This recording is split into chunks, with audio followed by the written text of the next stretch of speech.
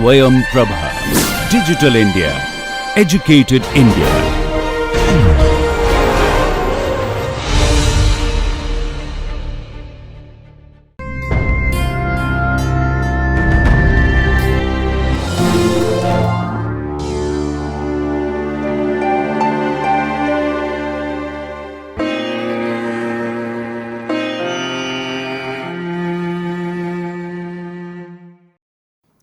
Hello, I am Dr. Vijay Sagar, Professor and Head, Department of Anatomy at the Sri Ramachandra Medical College and Research Institute in Chennai. Today, we will be dealing with the hip joint. A look at the clinical anatomy of the hip joint. The hip joint is a weight-bearing joint and is prone to osteoarthritis. Dislocations can occur in the hip joint which could be both congenital or traumatic. Traumatic fractures can occur. The fractures are usually due to osteoporosis. There is a delicate vascularity to the head of the femur, and this could result in avascular necrosis of the head of femur. Hip replacement surgery is a common procedure which is being undertaken these days. We will discuss this topic under the following headings. We will first have a look at the type of joint which is formed, the bones which form the articulation, the capsule and the synovial membranes, the ligaments of the hip joint, the relations of the hip joint, the nerve supply, movements, and finally the applied aspects of the hip joint. Coming to the gross anatomy of the hip joint is a multi-axial ball and socket type of synovial joint. Two bones form the articulation. The articulated pelvis shows an outer cup-shaped area called as the acetabulum. This acetabulum is formed by contributions from the pubis, the ilium and the ischium. If you look closely inside the acetabulum, there is a horseshoe-shaped area which is smooth in nature. This area is called as the lunate surface. Within the lunate surface, there is a roughened area which is called as the acetabular fossa. Now, if you look at the acetabulum is deficient in the lower part, and this part is called as the acetabular notch. The acetabular notch is bridged by a ligament which is called as the transverse acetabular ligament. So, this is the upper end of the articulation which is formed by the acetabulum of the hip bone. The lower end of the articulation is formed by the upper end of the femur, that is the head of the femur. If you look on the anterior aspect, this is the head of the femur. This is the smooth articular surface which articulates with the articular surface in the acetabulum. This is the neck of the femur. This is the greater trochanter and this is the lesser trochanter. A line extends from the greater trochanter till the lesser trochanter on the anterior aspect, and this is called as the intertrochanteric line. On the posterior aspect, a thickened ridge extends from the greater trochanter till the lesser trochanter, and this is called as the intertrochanteric crest. So, as we just now saw on the articulating bones, the acetabulum of the hip bone is formed by the contributions from all the three bones, namely the pubis, the ilium and the ischium. There is a Y-shaped triradiate cartilage which joins all the three bones in the acetabulum, and that cartilage fuses by around 12 to 20 years of age. The articular surface is formed by the lunate surface which forms 3/4 of a circle. The non-articular area is the acetabular fossa and the acetabular notch.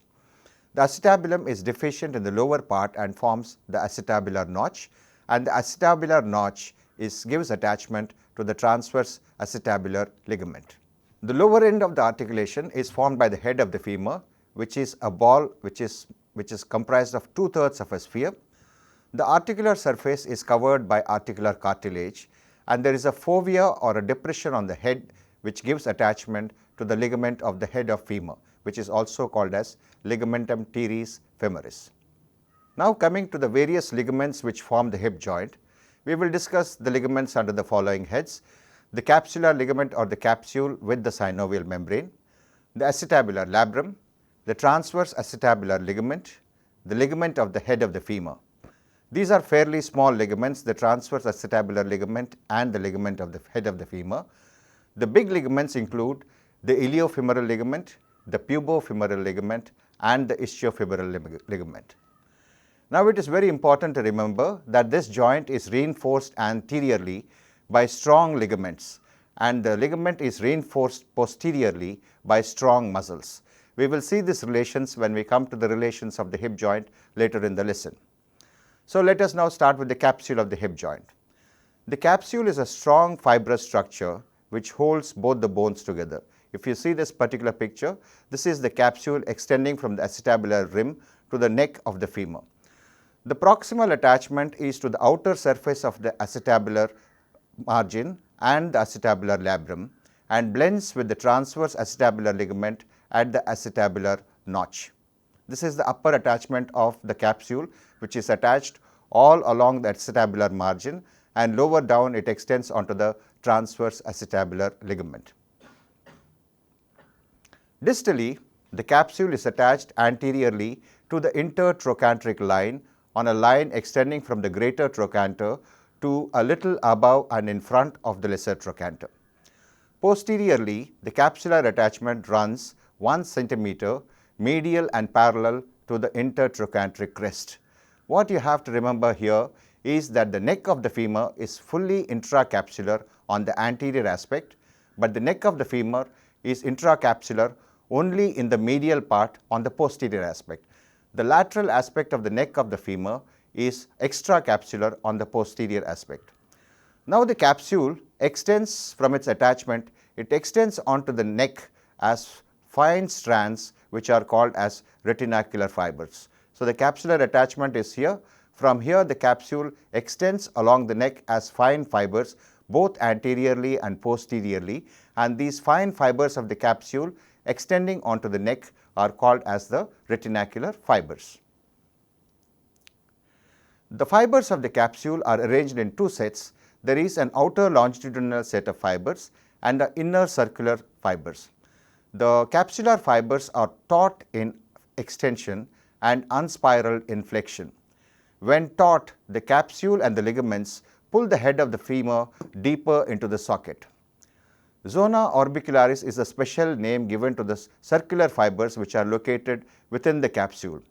These circular fibers give an hourglass appearance to the capsule, that is, the capsule is thickened at the outer and the peripheral parts, and in the central part it is narrowed due to the presence of the inner circular fibers.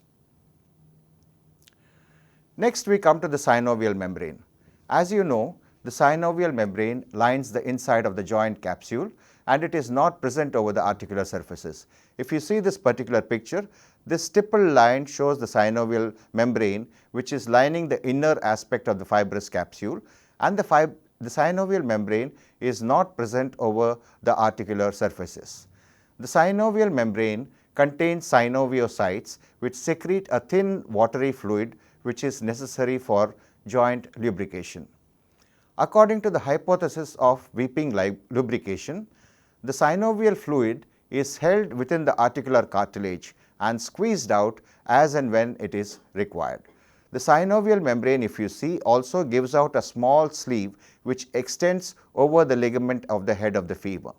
So this is the inner lining of the capsule which is formed by the synovial membrane. The synovial membrane is giving out an extension along the ligament of the head of the femur, and the synovial membrane essentially contains synoviocytes which secrete a thin watery fluid called the synovial fluid, which is necessary for lubrication of the joint. Coming to the next ligament is the acetabular labrum. The acetabular labrum is a thin fibrocartilaginous rim which is located within the joint capsular attachment. It is triangular in cross section. The base is attached to the acetabular margin inside the line of attachment of the capsule. The acetabular labrum is deficient in the region of the acetabular notch, and the main function of this ligament is that it clasps the margin of the femoral head and retains it within the joint capsule. So that is about the acetabular labrum. We next come to the other ligament, the transverse acetabular ligament, which extends across the acetabular notch. It represents the lower part of the labrum without the cartilage cells and gives attachment at its base to the triangular ligament of the head of the femur. So if you look in this particular picture, the transverse acetabular ligament extends across the acetabular notch, and the transverse acetabular ligament gives attachment to a triangular ligament called the ligament of the head of the femur. The ligament of the head of the femur, as we have discussed just now, is ensheathed by the synovial membrane. The ligament of the head of the femur is also called as ligamentum teres femoris. It is a triangular ligament. The base is attached to the transverse acetabular ligament and the apex is attached to the fovea on the head of the femur. The transverse acetabular ligament gives attachment to this ligament of the head of the femur, and the ligament of the head of the femur is covered by a sleeve of synovial membrane. It is very important to remember that the branch of the obturator artery runs in the synovial sleeve and provides blood supply to the head of the femur. This is the branch of the obturator artery which is running along the synovial sleeve and providing blood supply to the head of the femur. We now come to the three big ligaments: the iliofemoral ligament, the pubofemoral ligament, and the ischiofemoral ligament. The iliofemoral ligament is also called as the ligament of Bigelow, and it is one of the strongest ligaments of the body. It is an inverted Y-shaped ligament which has medial and lateral limbs. It is attached from the anterior inferior iliac spine and divides into two limbs, a medial limb and a lateral limb. The medial limb is attached to the lower part of the intertrochanteric line, while the lateral limb is attached to the upper part of the intertrochanteric line. The iliofemoral ligament reinforces the anterior part of the joint capsule, and its main function is it prevents the backward tilting of the pelvis in the erect posture and prevents hyperextension at the hip joint. The iliofemoral ligament is attached to the anterior inferior iliac spine and extends downwards as two limbs, a medial limb which is attached to the lower part of the intertrochanteric line and a lateral limb which is attached to the upper part of the intertrochanteric line. The main function of the iliofemoral ligament is that it prevents the backward tilting of the pelvis. Because the line of gravity passes behind the hip joint, there is a tendency for the hip bone to rotate backwards, and the iliofemoral ligament prevents the backward rotation of the head of the hip bone on the femur. It also prevents hyperextension at the hip joint. The next ligament is the pubofemoral ligament. The pubofemoral ligament is a triangular ligament which is attached to the iliopubic eminence and the obturator crest. It blends antero-inferiorly with the joint capsule and reinforces the antero-inferior aspect of the joint capsule. The pubofemoral ligament prevents excessive abduction and extension at the hip joint. We come to the next ligament, which is the ischiofemoral ligament, and it is the weakest of the three ligaments. It is attached to the ischium close to the acetabular margin. The fibers pass upwards and laterally and blend into the zona orbicularis. The ischiofemoral ligament limits extension at the hip joint. So to summarize what we have studied so far, we have seen that the hip joint is a multi-axial ball and socket variety of joint. The articulating bones include the acetabulum of the hip and the head of the femur. We have seen that the capsule is attached to the acetabulum above and to the neck of the femur below. We have seen that the anterior part of the neck is fully intracapsular, while the posterior part of the neck, only the medial part of it is within the capsule. We have seen the synovial membrane which lines the inside of the joint capsule, and synovial membrane is not present over the articulating surfaces. We have studied the acetabular labrum. We have seen the transverse ligament of the acetabulum which extends across the acetabular notch. We have also seen the ligament of the head of the femur which originates from the transverse ligament of the acetabulum and is attached to the fovea on the head of the femur. We have seen the three important ligaments, namely the iliofemoral ligament, the pubofemoral ligament, and the ischiofemoral ligament, and we have also seen their important functions. The iliofemoral ligament prevents excessive extension. The pubofemoral ligament limits excessive extension and abduction, and the ischiofemoral ligament limits extension. Now let us study the relations of the hip joint. The anterior aspect of the hip joint is related to the pectineus, the psoas, the iliacus, the femoral artery, the femoral vein, and the femoral nerve. The superior part of the hip joint is related to the rectus femoris, the tensor fascia lata, the gluteus minimus and the gluteus medius. As we had studied in the earlier part of the lesson, the anterior aspect of the hip joint is reinforced by ligaments and the posterior aspect of the hip joint is reinforced by strong muscles. Let's have a look at the strong muscles which form the posterior relation of the hip joint. These include the gluteus maximus, the piriformis, the obturator internus with the two gemelli, the quadratus femoris. The sciatic nerve and the nerve to obturator internus are also related to the posterior aspect of the hip joint. On the inferior aspect of the hip joint are the obturator externus and the branches of the medial circumflex femoral artery. So, these are the important relations of the hip joint. Now, let us have a look at the blood supply to the hip joint. The blood supply to the hip joint is from the trochanteric anastomosis, which is made up of branches from the medial and lateral circumflex femoral arteries, the superior gluteal artery and the inferior gluteal artery. Now, if you look at this particular picture, this is the femoral artery which gives rise to the lateral circumflex and the medial circumflex femoral arteries. The lateral circumflex femoral artery runs laterally and divides into three branches: an ascending branch, a transverse branch and a descending branch. The ascending branch gives out these fine branches which are called as the branches to the neck of the femur.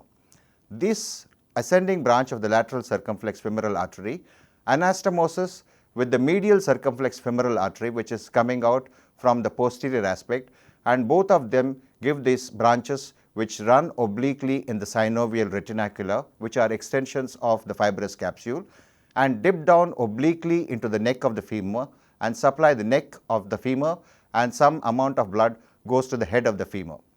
The head of the femur is also supplied with blood from a branch of the obturator artery which is running in the synovial sleeve for the ligament of the head of the femur. So, the neck of the femur receives blood supply from mostly the medial circumflex femoral artery, and some branches come from the lateral circumflex femoral artery, and the head of the femur is supplemented with blood with a branch which is coming in from the obturator artery which runs in the synovial sleeve for the ligament of the head of the femur. This is another picture showing the circumflex femoral arteries. The majority of the blood from the circumflex femoral comes from the medial circumflex femoral artery, and this is the branch from the obturator artery running along with the ligament of the head of the femur. This is a picture showing the branch from the obturator artery which is providing blood to the head of the femur. Coming to the nerve supply, I am sure all of you are familiar with the Hilton's law, which states that a nerve which is crossing the joint gives a branch to the joint and another to the skin which is overlying the joint. So, which are the nerves which cross the hip joint? You have the femoral nerve which crosses the hip joint and the anterior aspect, the sciatic nerve which crosses the hip joint on the posterior aspect, the obturator nerve and the nerve to obturator internus. All of them give articular branches which supply the capsule of the hip joint, which carry sensations of proprioception from the joint capsule and sensations of distension and stretching of the joint capsule. So, that is about the nerve supply of the hip joint. We now come to the important movements of the hip joint. The movements of the hip joint include flexion and extension. Flexion occurs around an axis which is around the neck of the femur. The thigh is brought close to the anterior abdominal wall. This is the movement of flexion. The extension is the backward movement of the thigh, and it's a 10 to 20 degrees beyond the line of the trunk. The extension, as we had studied earlier, is limited by the tension in the iliofemoral ligament and the pubofemoral ligament, and all ligaments are maximally spiraled and taut in extension. It is important to remember that the extensors of the hip joint are more powerful than the flexors of the hip joint. The next set of movements which occur at the hip joint include adduction and abduction. Adduction is movement of the thigh towards the midline, and abduction is movement of the thigh away from the midline. The axis is an antero-posterior axis which passes through the center of the head of the femur. Adduction is limited by meeting of the opposite thigh, and abduction is a more pronounced movement. The range of abduction is directly proportional to the neck shaft angle. The third set of movements which occur at the hip joint include medial rotation and lateral rotation. Lateral rotation is one in which the toe is rotated outwards, and medial rotation is one in which the toe is rotated inwards. The lateral rotators are more powerful than the medial rotators, and the axis is a vertical axis which passes through the center of the head and the lateral condyle of the femur when the foot is on the ground, and when the foot is off the ground, the axis can pass through any part of the foot. So that is the three sets of movements which occur at the hip joint, namely flexion and extension, abduction and adduction, medial rotation and lateral rotation. We have seen that the extensors are more powerful as compared to the flexors. We have also seen that the lateral rotators are more powerful than the medial rotators. Now we will see the various muscle groups and movements which occur at the hip joint. This is a picture of the hip joint, and the muscles which are on the anterior aspect are the flexors. These include the psoas, the iliacus, the sartorius, pectineus and the rectus femoris. Gracilis, adductor longus, adductor brevis and part of adductor magnus are primarily adductors, but they also help in flexion.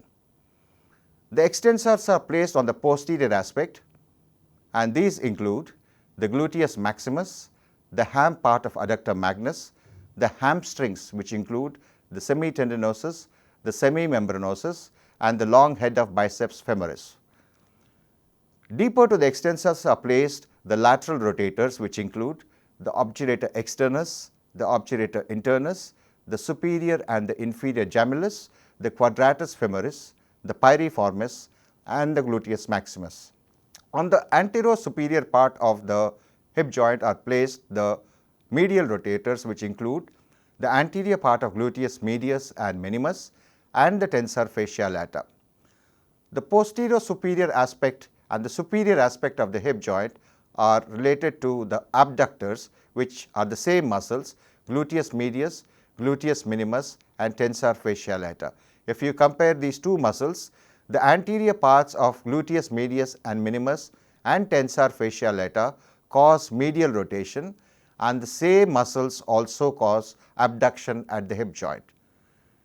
Which brings us to the muscles on the antero-inferior aspect. These include the adductors, which include the adductor longus, the adductor brevis, the adductor magnus, gracilis, pectineus and the obturator externus. So these are the relations of the hip joint and the muscle groups and the movements which are caused by these muscles. Now we come to the applied anatomy of the hip joint. The first clinical entity we will see is the dislocation of the hip joint, in which the head of the femur dislocates out of the acetabulum. Now congenital dislocation of the hip joint occurs in 1.5 out of every 1,000 live births, and it is especially common in females, and it results in inability to abduct the thigh. The affected limb appears shorter, and the individuals have a typical waddling gait because of weak abductors. Traumatic dislocations can also occur, as in dashboard injuries, when the hip is flexed, adducted and medially rotated. The force of impact is transmitted along the thigh bone, and as the head of the femur dislocates out of the cavity, that is the acetabular socket, and lies on the lateral aspect of the ilium. The anterior dislocation is a fairly rare condition and occurs in severe hyperextension injuries, typically what is called as a skier's injury, and the joint is in the opposite state, that is the joint is extended, abducted and laterally rotated. The head of the femur lies below the acetabulum. Look at the two differences. When there is a posterior dislocation, the hip joint is flexed, adducted and medially rotated. The head of the femur lies on the lateral aspect of the femur. In an anterior dislocation, the position is just the opposite. The joint is extended, abducted and laterally rotated, and the head of the femur lies below the acetabulum. Now Trendelenburg test is a test which is used to test the integrity of the abductors. When the abductors contract on one side with the foot fixed on the ground, the opposite leg is lifted off the ground. That is, if the abductors on this side contract, they will help in lifting this leg off the foot. So when these abductors contract with intact abductors, the individual can raise one leg, that is the opposite leg, off the ground. This is what is called as Trendelenburg test negative.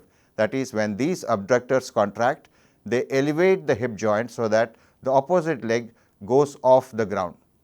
With damaged abductors, the individual cannot raise the leg off the ground. This is what is called as the Trendelenburg positive test.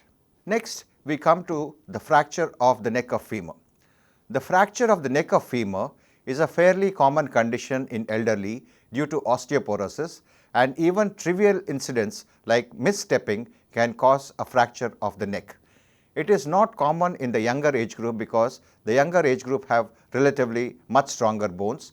However, there can occur a fracture of the neck of the femur in the younger aged people due to high energy impacts as a result of racing events, skiing, trampoline, soccer, rugby. All these injuries with high energy impacts can result in a traumatic fracture of the neck of the femur in the younger age group.